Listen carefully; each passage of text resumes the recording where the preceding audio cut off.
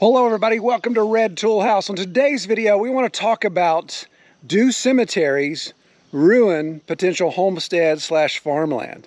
So let's get into that discussion.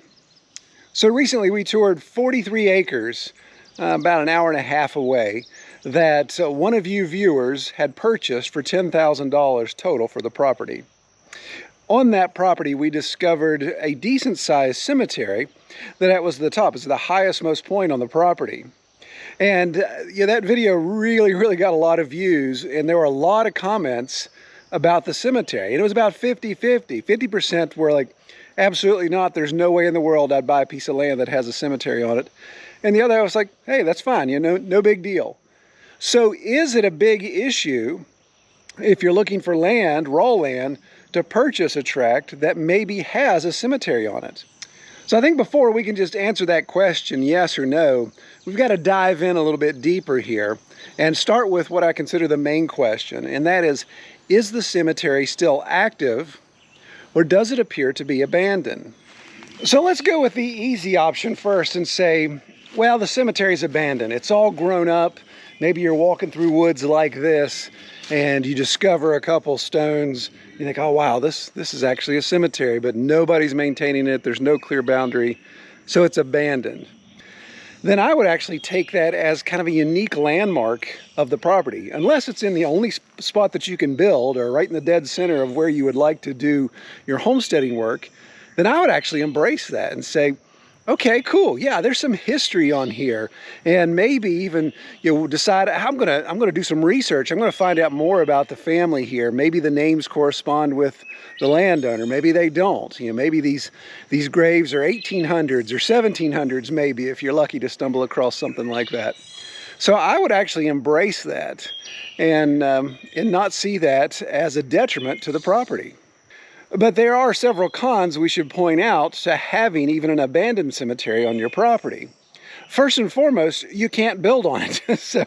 So if you're in West Virginia like I am, where land that's semi-flat, I'm on a little finger of land here, the house and barn are that way. And let's say, oh, I really wanted to build a new barn here, or an area for the pigs, and this happened to be a cemetery. Obviously I couldn't build on that. Hey, it would just be disrespectful, of course, to do that. But it would also be dangerous in the sense that, that ground is not stable. And depending on what you're building, obviously you're dealing with human remains. Now, granted, they could be a century or two old. But, you could have that issue of just not good, stable ground. And, of course, the total disrespect of building something over top of human remains. That's a big issue. Well, another con with having even an abandoned cemetery on land that you're considering purchasing is just being aware of runoff or groundwater. If you have groundwater, you have a spring that's seeping out around a cemetery, then that could be an issue simply because of the source of that water. If it's percolating through the cemetery, then there could be some issues. So I definitely would have that tested before I would ever consider consuming that personally, or even for my livestock from that matter. And of course, the obvious third con is, for some people, it's just downright creepy. They just don't like the idea of a cemetery being on their property. Maybe they're superstitious. Maybe they've watched too many horror movies. I think it's kind of funny, but some people are like that. They just have an aversion to being anywhere near cemeteries. So what if the cemetery isn't abandoned, however? What if you can tell that it's active, that somebody's maintaining it? Maybe there's even fresh grass over a grave because somebody buried their grandma there a couple months ago. Should you avoid land that would incorporate that? I wouldn't discount the land, but I would take some time to do more research on that. And that first step of research I would do would be to check the deed to see if there's a reservation for that cemetery on the deed. Or, had to get out of the woods. Talking about cemeteries in that dark woods was creeping me out a little bit.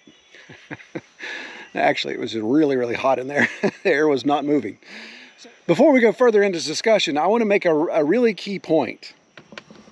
All right, I want to take a quick break from this content to address our video sponsor, and this video is sponsored by Smartbot.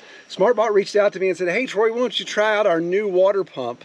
we think it'd be a good fit for your farm. And man, as you guys know on the homestead, managing water and manipulating water on your farm or your homestead is extremely important. So I said, absolutely, let's check it out. So the first thing that jumped out at me that I was really impressed with was just the accessories they offer. So you've got, of course, the pump. It's completely self-contained. Very clever looking, actually very stylish. But as far as the outlet goes, you get adapters. So you have a straight on adapter. So if you want to just have your hose running straight out, then you've got that. But you also have a 90-degree. So if you're putting it down in a tank like we would be, or in water in a small stream or a bucket, then you have that option as well. And of course, multiple adapters as well. So they send 4 adapters with all the different hose sizes. So again, if you had your straight on here, then you could adapt it down to, I believe they've got 1.5 inch, 1.25 inch, 1 inch, and of course 3/4 inch for your standard garden hose hookup. And that's what we'll be using primarily. So the cool thing about this is, while this is still a 4,200 gallon per hour pump, so it cranks out some pretty good water volume there, it's still only a 4 amp draw, so that allows me to run it with any of my solar generators, my Jackery and my Blue Eddy and those type of things. So I can take this anywhere on the farm and not have to worry about firing up the generator or have an extension cord stretched all over the place.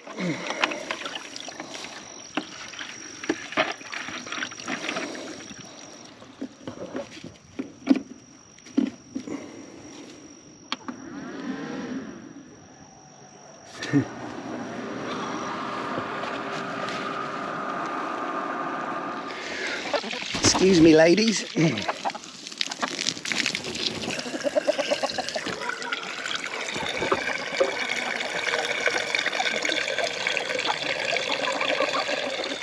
My cup runneth over. All right, so even with the hose crimp, that was less than 5 minutes to fill up that 16-gallon tank. So you can see the amount of water volume we're getting there. And so you may be wondering, well, what if I need to move more water than the 3/4 inch hose? What are my hose options? Well, as I said, you've got the adapter, so whatever hoses you have, you can adapt all the way up to 1.5 inch.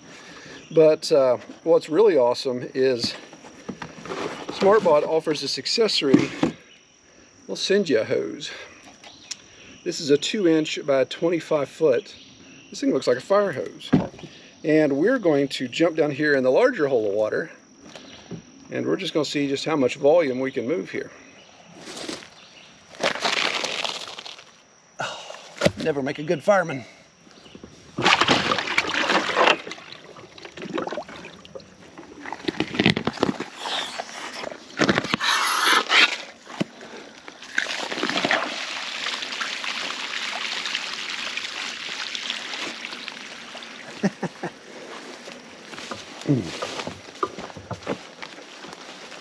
Get the kink out of the hose, I think it'd do even better. Don't fall in the creek first.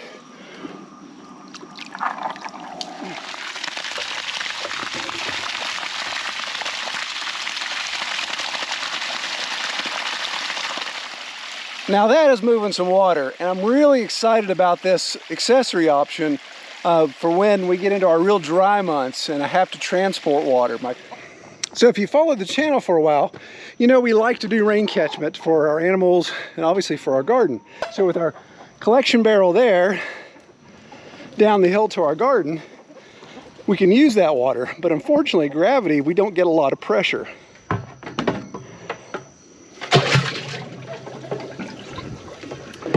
Swim, Smartbot, swim.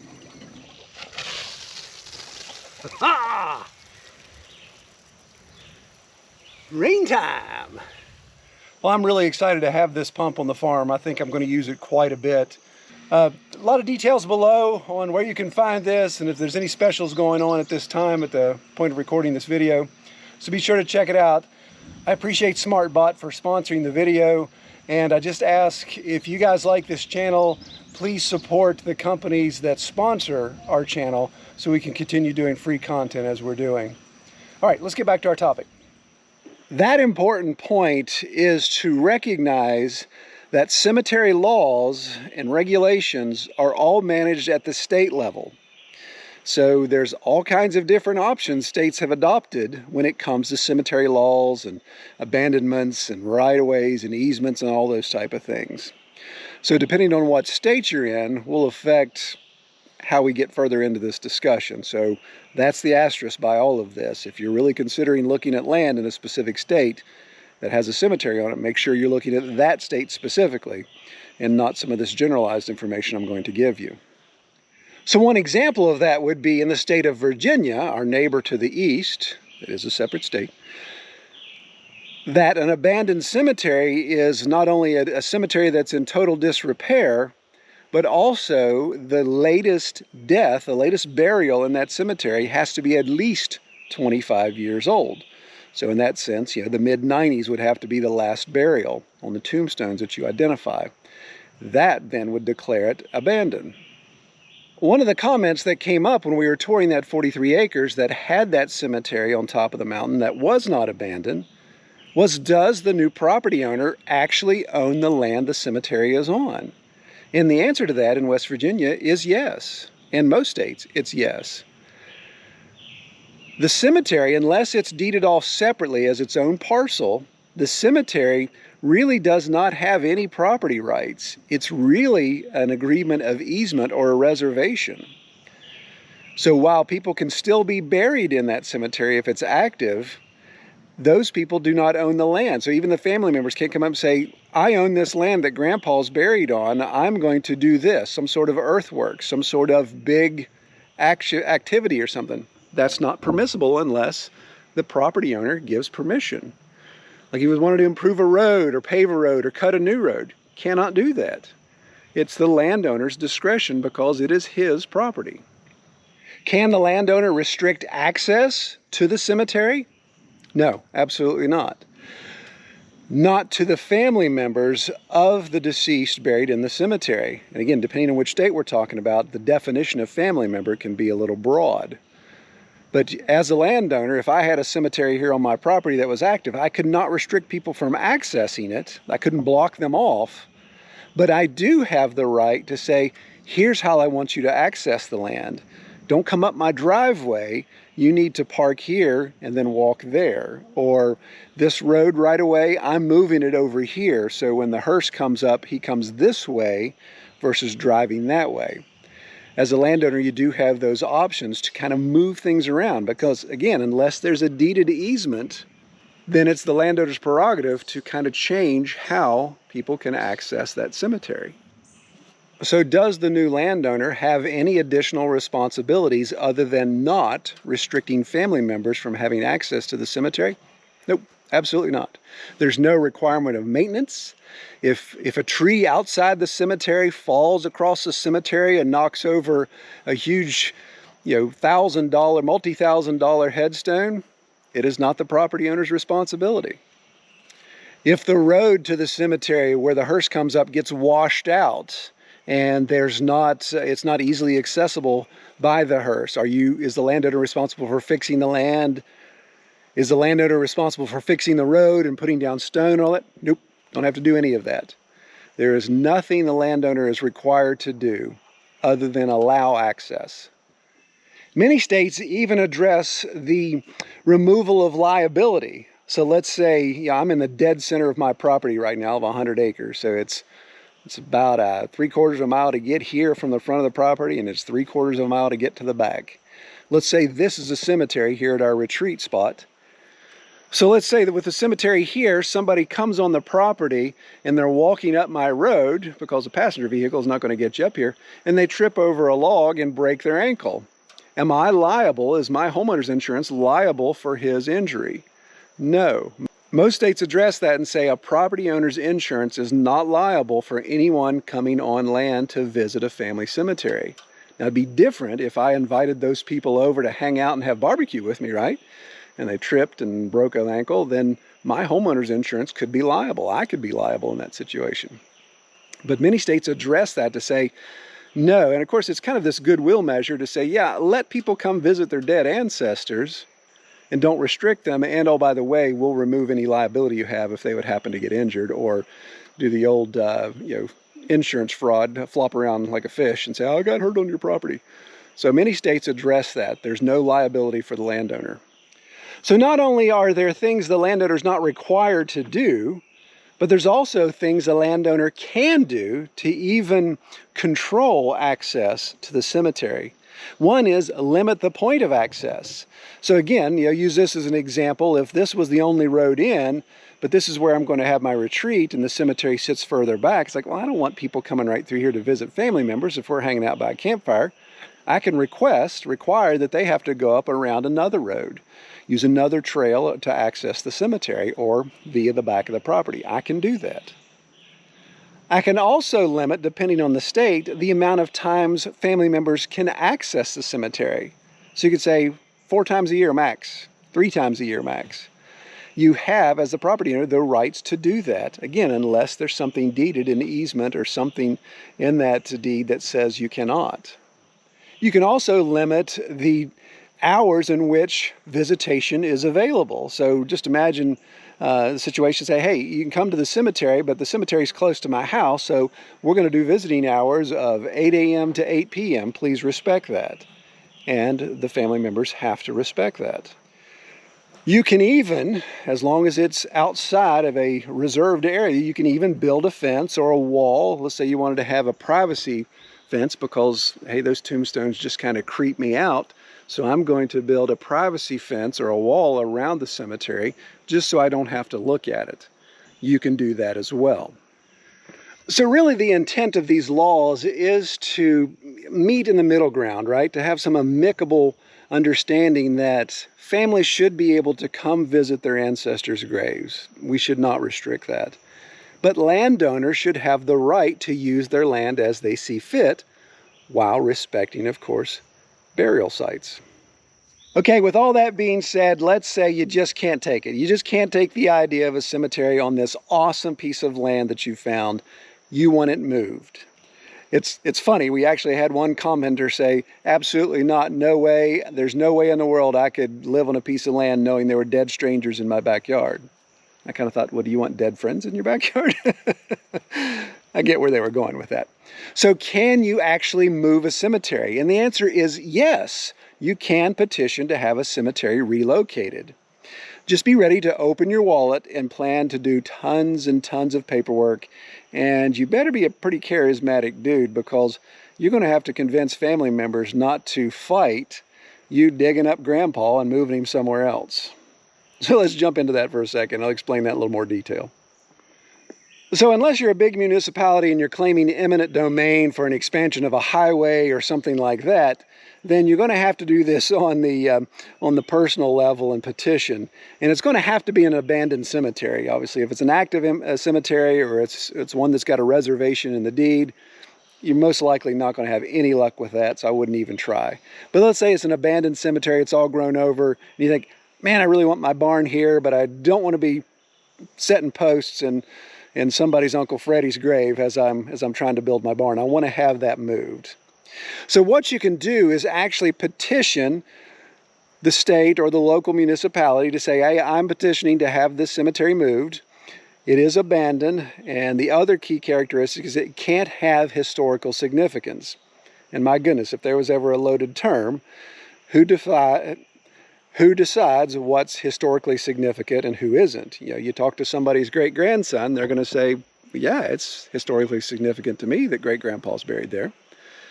But somebody will determine whether or not there's any historic significance to it. You would also need to notify the family members of the individuals buried in that cemetery and give them an opportunity to respond to your request to relocate their ancestors. So let's say you've made it that far and you've got a green light on everything. Well, then you are going to have to pay to have those remains exhumed and relocated at a new cemetery location, all at your expense. Nobody else would be responsible for that. No family member, no municipality, nothing. It would be your responsibility. And just imagine the cost associated with that. We're not talking about getting Bubba with a backhoe over here to dig some footers. We're talking about having a team come in, exhume human remains, as many graves as we're talking about here, graves that are obvious and graves that are not obvious. Exhume those remains, keep them intact as best they can, and then relocate them to another cemetery where most likely individual plots would have to be buried or purchased. Huge, huge expense. So while it can be done, unless you're sitting on a couple $1 million property that you got for steel, then it just doesn't make sense in the budget. So do cemeteries ruin potential homestead or farmland? Well, in my opinion, no, they do not. But you just have to be prepared to deal with it. And I've created a quick checklist of things to go down if you're looking at land that happens to have a cemetery located on it. So number one, is the cemetery abandoned? And again, depending on the state you're in, make sure you understand what abandoned means. Is it all grown over? Are there things knocked over? Are there really old headstones? There's nothing new.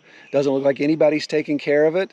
Check and make sure it's declared abandoned, or you can declare it abandoned. Look at the deed of the property that you're considering purchasing. See if there's any reservations, easements, even parcels that have been drawn out for that specific cemetery. Number three, I think, is interesting, and that's look at the names on the tombstones in the cemetery and see if those names coincide with the landowner that you're buying the land from. It could be one of those things that, hey, yeah, this is the family cemetery. My entire family's buried here, but I'm selling out. Then you can go to one person to get a lot of information about it.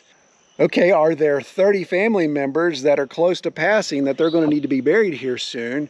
Or is it one of those things where the family's really run its course and nobody has any interest in the old family cemetery anymore?